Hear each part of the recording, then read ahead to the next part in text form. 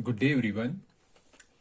In lecture 5, we discussed how we can represent positive and negative integers using binary numbers, and we did an elaborative discussion on various methods of representing integers in binary numbers. One was sign magnitude, the second was 1's complement, and finally 2's complement. And we said that 2's complement method is the standard method that is used in processors to represent the integers. Okay, so this lecture, the lecture 6,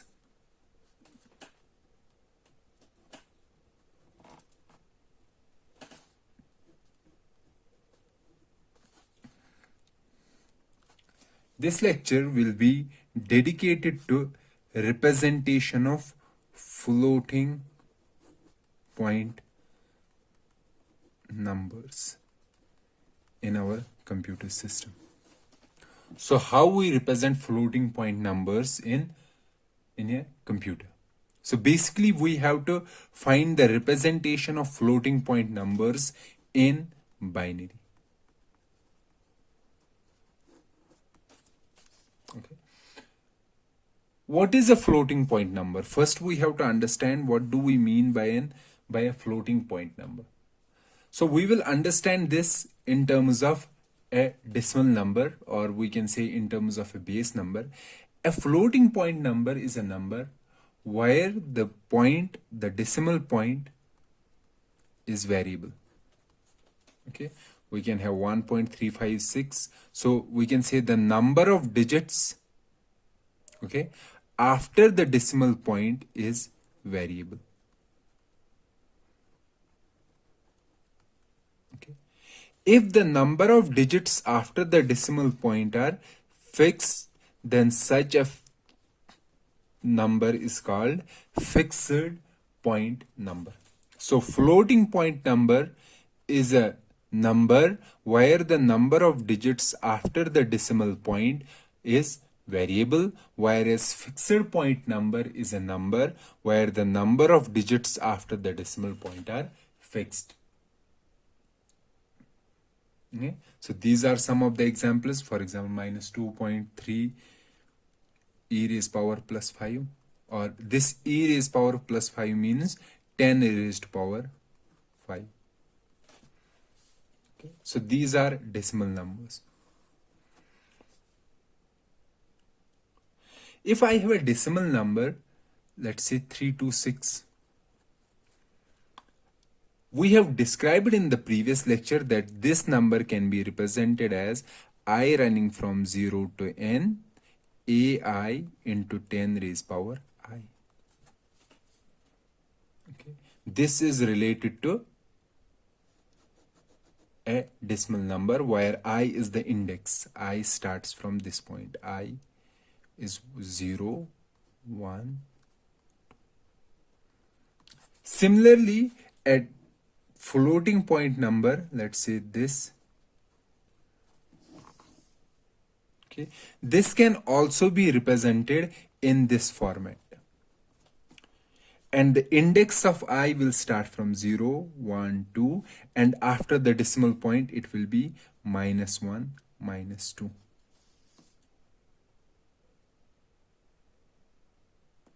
Okay.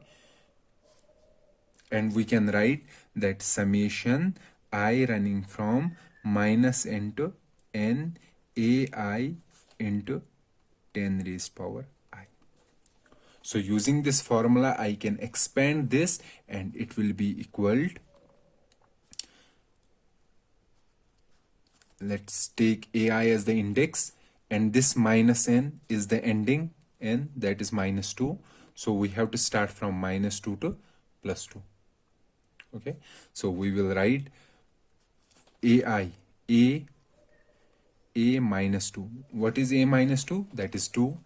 2 into 10 raised power minus 2 plus 3 into 10 raised power minus 1 plus 6 into 10 raised power 0 plus 2 into 10 raised power 1 plus 3 into 10 raised power. This is the representation of a number in this format. Likewise, if we have a binary number, let's say this is our binary number. This binary number can also be written in this format, I running from minus n to n, ai into 2 raised power I. So writing this in this format, we can convert a binary number into a decimal number. For example, we can convert this particular number into decimal by first given the index 0, 1, 2, minus 1, minus 2. So it will be 1 into 2 raised power minus 2 plus 1 into 2 raised power minus 1 plus 1 into 2 raised power 0 plus 0 into 2 raised power 1 plus 1 into 2 raised power. So it will be equal to 1 into 2 raised power minus 2, it will be 1 divided by 4 plus 1 into 2 raised power minus 1, it is 1 by 2 plus 1 into 1, it will be 1 plus it is 0 and then we have 4 is equal to. So this portion is 0.25, fine, and 1 by 2 is 0.5 plus these numbers 4 plus 1 is 5.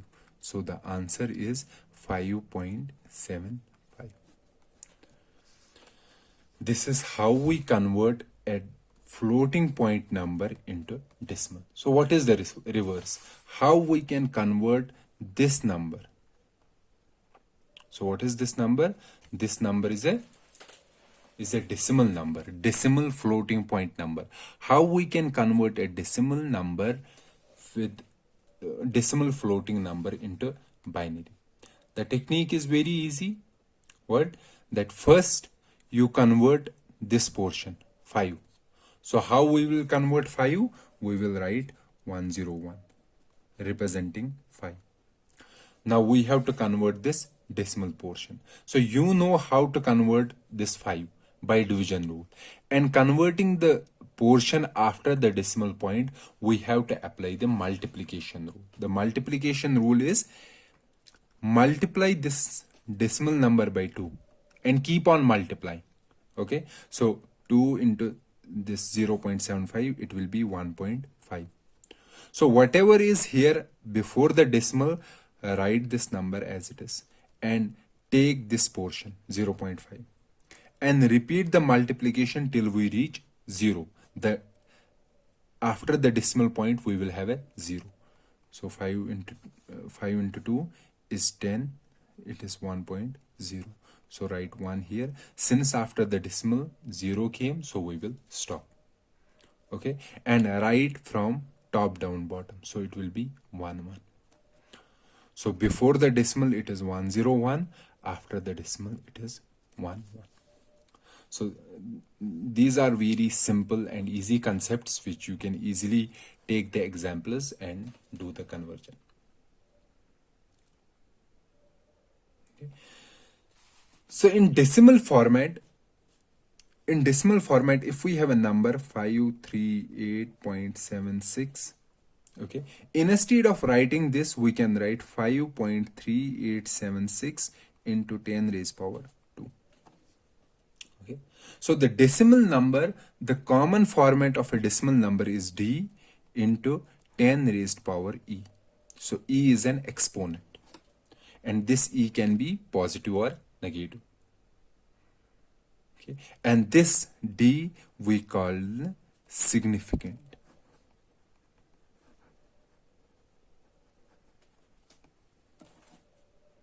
Okay, so what is the advantage of using this kind of representation is that we can use smaller number of digits to represent a large number. Okay, so this is the approach that is used to represent the floating point numbers in decimal format. So the similar way we can represent the floating point binary numbers in this particular format. So what I mean to say, let's say the number is 1.1. Okay, so this can be written as is equal to, if we move the decimal point to the left, so we have to increase, we have to multiply by 2 raised power 1. 2 raised power I depends upon the number of locations that we are moving. This is the similar concept as is followed in the decimal number system. So we can write it 1.1001 into 2 raised to power 1. So this is an exponent. This portion is called significant. And we basically represent it with S. With P.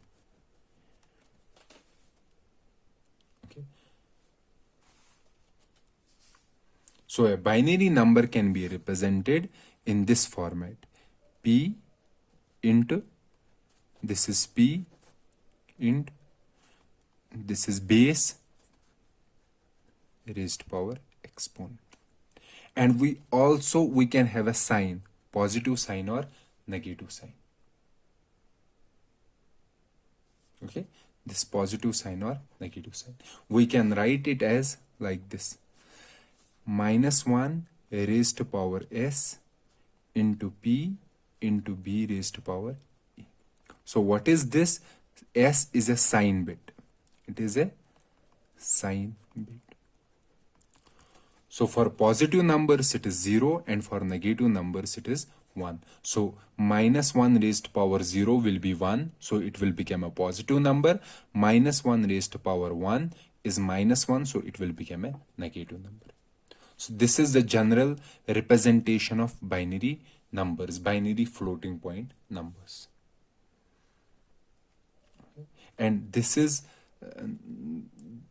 this S represents the sign bit, P represents the significant, B is the base, and E is exponent. And we know that in binary system, B is always 2.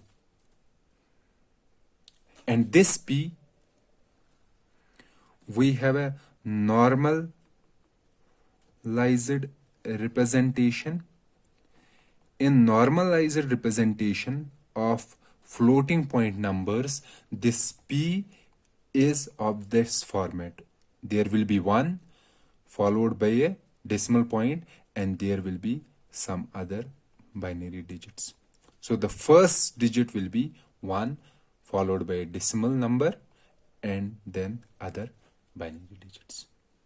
So we can write this P is equal to, so this is a standard format for representing floating point numbers. Okay, so we can write P is equal to 1 plus M, where M is this portion. So adding this portion after the decimal to 1 will give us the P, and this M is called Mantissa. Okay, so we can write that floating point binary numbers can be represented or can be written in this format: -1 raised to power S int 1 plus M int 2 raised power E. E is the exponent. And this is how we can represent any floating point number, both positive and negative. But how will we store this particular information in our computer? So storing this particular information means we are storing a floating point number. Okay. So there is one representation that we call IEEE. So there are different representations, but most commonly used representation for storing the floating point numbers in the processor is IEEE 754 representation.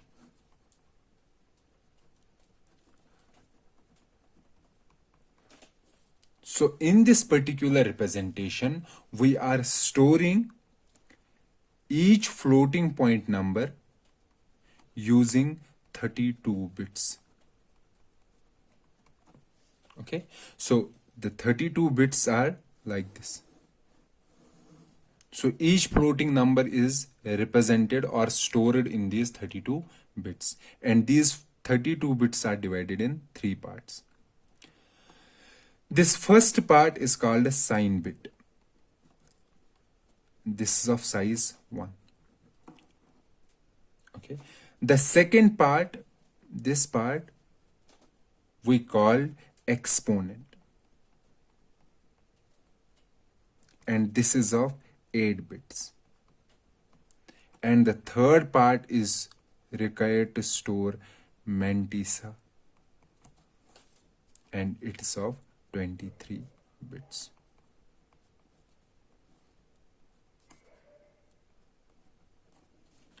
This exponent is always an unsigned number.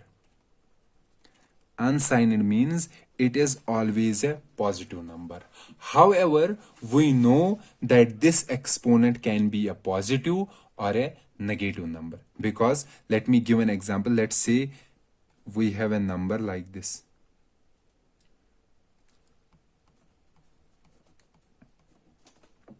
Okay. This is my binary number. So if I have to store this binary number, we can say it is a negative binary number. If I have to store this negative binary number, binary floating number in my computer memory, I will first convert this in standard format. So what is the standard format? This decimal should be after 1. Okay, this decimal should be after 1. So we should be 1 point then something. So we have to move this decimal 3 places to the right. So moving 3 places to the right, it will become minus, these 3 zeros will become insignificant. So it will be 1.01 into 10 raised to power, into 2 raised to power minus 3, since we are moving 3 places. Okay, so after the decimal point, you can add as many zeros as possible because they are not significant. So here you can see that sign bit is 1. Okay. Leave this one because we know it is a standard format and it will always be there, this one. So next Mantissa is 0, 1, 0, 1 and extended zeros. It depends how many zeros you add. And exponent, actual exponent is minus 3. So to store this information in my computer memory, I will use 32 bits. Okay, 32 bits. In the first bit, I will store the sign. So what is the sign? 1. In the last 23 bits, I have to store Mantissa. Mantissa is 0, 1 followed by 21 zeros. And in the exponent, how I will store the exponent? Exponent is minus 3. But here I am saying that this exponent of 8 bits is always an unsigned number. That means this will be a positive number. So basically I am not storing this particular value. What I am storing, I will make you understand. So let's first see what we can represent using these 8 bits. So using these 8 bits, we can represent numbers if we have unsigned numbers from 0 to 2 raised to power 8 minus 1. Let me give a small example. Let's say we have 3 bits and we want to see how many unsigned numbers can be represented using 3 bits. So using 3 bits, so we don't have any sign here.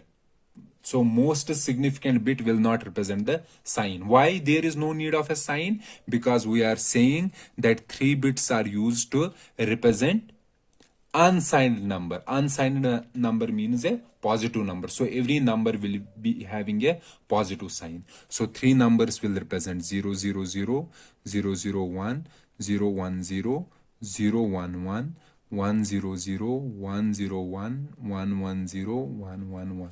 We can say 0, 1, 2, 3, 4, 5, 6, 7. Or I can write 0 to 2 raised power 3 minus 1. 0 to 2 raised power 3 is 8. 8 minus 1 is 7. Similarly, using These bits, 8 bits, I can represent numbers ranging from 0 to 2 raised power 8. What is 2 raised power 8? So 2 raised power 8 is 2 raised power 8 is 256. 256 minus 1 is 255.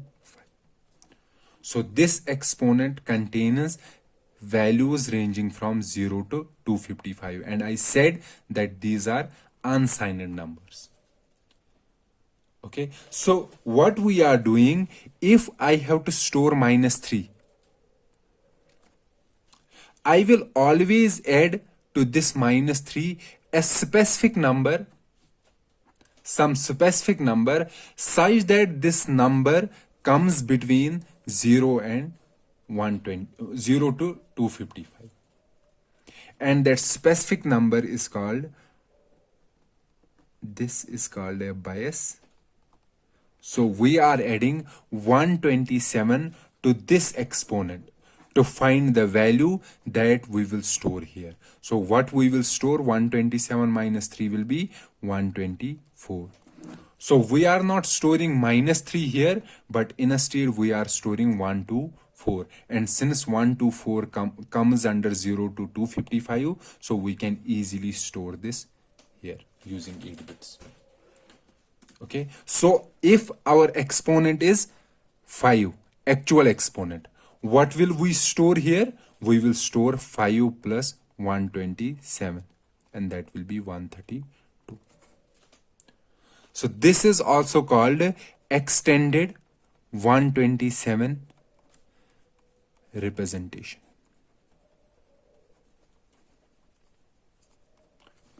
Okay, extended 127 representation. Fine.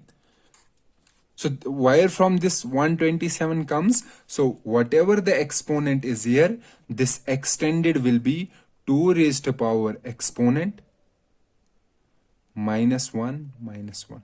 2 raised power exponent. What is exponent? 8 minus 1. Okay, it will be 7. So it will be 2 raised power 7 minus 1. So it is 127. Okay, so whenever we want to store our actual exponent in this 32-bit format, so instead of storing the actual exponent, we are storing the extended exponent.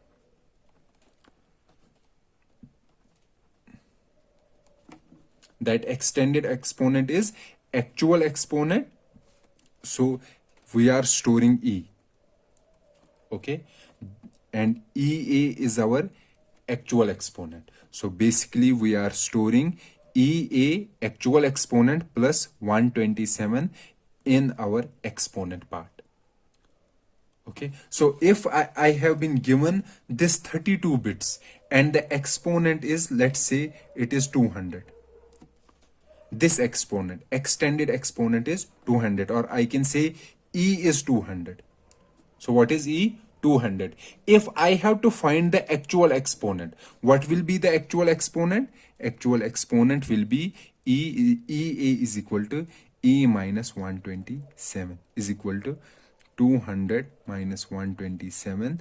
This will be subtracting 127 from 200. What will be the answer? It will be 73. Okay, this will be my actual exponent. So for storing an actual exponent, we have to add 127, and for getting the actual exponent from the extended exponent, we have to subtract 127. So this exponent will range from 0 to 255, and as a result, our actual exponent, okay, actual exponent, the lowest range of extended exponent is 0. So EA can be 0 minus 127 minus 127 will be the lowest. Okay, and highest will be EA is equal to 255 minus 127, that is plus 128. So our actual exponent will be between minus 127 to plus 128. This will be our actual exponent. let's understand this representation of floating point numbers using 32 bits with the help of some examples. Let's take example 1. First example. So in this example, we have a number, we have a binary number into 2 raised to power minus 10100. This is binary and this is our sign. This is our binary number. Okay. This is significant. Significant is in our standard format. So before the decimal point, we have only 1. Okay. And this is our base and this is our exponent. Okay. So let's first find what is Mantissa. Mantissa is this portion. 1010001. As you know that after the decimal point at the end, you can add as many zeros as possible because they are not significant. So you can add zeros here as much as required. So M is there because you know that for representing a number using 32 bits, what we require? We require 3 parts: sign part, Mantissa, and exponent and Mantissa. What is sign? Sign is, it is a positive number, so sign bit is 0. So we got Mantissa, sign. Now what is required? Exponent. Okay, exponent is required. Let's first convert the magnitude first. 10100. What is this equal to? 1010100. This is equal to 20. Okay, so the exponent, the actual exponent is Ieee, is minus 20, actual exponent. And but we have to store the extended exponent. What will be extended exponent? Minus 20 plus 127. So minus 20 plus 127, what will be the value? 107. And 107, if I have to convert 107 in binary format, okay, I have to convert this 107 into binary. It will be like this: 1 1 0 1 0 1 1. This is 127. However, how many bits are there? 1 2 3 4 5 6 7. And we require for extended E, we require 8 bits. 8 bits, so we can add 0 at the end. Why 0? Why not 1? Because these are positive numbers. So in case of positive numbers, if we have to extend these numbers, we can extend it simply by adding a 0. However, if let's say the number was a signed number, so this is a signed number, and I have to extend these 4 bits to 6 bits, extending 4 bits to 6 bits, then in that specific case, these last 2 bits, this sign bit is extended, so it will be 1 1. However, if it had been like this and I have to extend this to 6 bits, this last sign bit is extended 0 0. It will be 0 0 0 1 0 0. Okay, this is called sign extension. What do you mean by a sign extension? It means that if, so I am showing it here in terms of 2's complement. Okay, so if you have a number, signed number, and you want to extend that signed number to large number of bits, then in that specific case, you have to extend the sign of the number to fill the vacant places or vacant bits. So here I am adding an extra 0 because it is an unsigned number, and for an unsigned number at the end, we can add as many zeros as possible. Okay, so the final exponent will be 0 1 1 0 1 0 1 1. So what will we store? We will store, for a sign bit, we will store 0. For exponent, we will store 0 1 1 0 1 0 1 1. And for Mantissa, what will we store? 1 0 1 0 0 0 1 followed by zeros. So it is 23 bits. This is 8 bits. This is 1 bit. So if I tell you write this in hexadecimal, what you will do, writing this in hexadecimal, sometimes this comes in the exam, writing this in hexadecimal means we should group 4 bits together. Okay, so the first 4 bits are 0 0 1 1, 0 0 1 1. Next is 0 1 0 1. Then we have here 1, then these 3 bits 1 1 0 1. Then we have another 4 bits 0 0 0 1. Then there are only zeros. Okay, 0 0 0 0 and continue like that. So this will in hexadecimal, this is, what is this? This is 3. So in hexadecimal it is 3. So this is 5. This one is, this is D. This is 1. This is 0. So in hexadecimal we can write it 3 5 D 1 and 0. So these are not required zeros, so we can leave this. So this is the hexadecimal representation of this binary number. Okay, I hope you got how we can convert any binary, how we will store a binary floating point number using our extended 127-bit representation or floating point bit representation. Okay. So we will continue the discussion about the floating point numbers in our next lecture, while we will first in part 2 of this lecture, so where we will discuss some more examples so that we get a good hold on representing floating point numbers. So let's meet in the next lecture. Till then, goodbye.